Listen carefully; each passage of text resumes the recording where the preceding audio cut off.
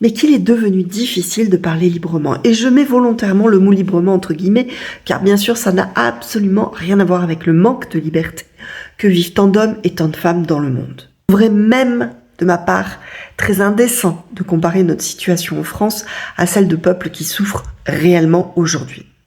Mais pourtant, quand même, dans notre quotidien et encore plus dans le monde de l'entreprise, s'est installé un politiquement correct omniprésent. Des mots qu'on évite parce qu'ils seraient clivants, des critiques qu'on maquille en axes d'amélioration, une peur constante de déranger, de heurter, de froisser. Pourtant, je vous assure, je suis la première à avoir toujours insisté en tant que manager auprès de mes équipes sur le respect de l'autre et l'attention portée aux mots. Ils se moquaient de moi d'ailleurs. Mais il faut quand même savoir appeler un chat un chat.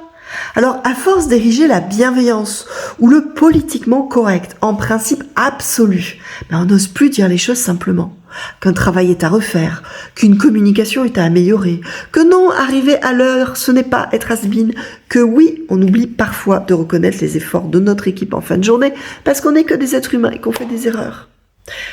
Récemment, lors d'une consultation, j'ai entendu « Mais Valérie, si je fais une remarque sur son travail, il va démissionner, tu sais, ou alors se mettre en arrêt maladie le lendemain. » Pardon, mais à quel moment on en est arrivé là en fait ? Qu'est-ce que cette peur de manager ? Ce pseudo-chantage, cette croyance limitante collective.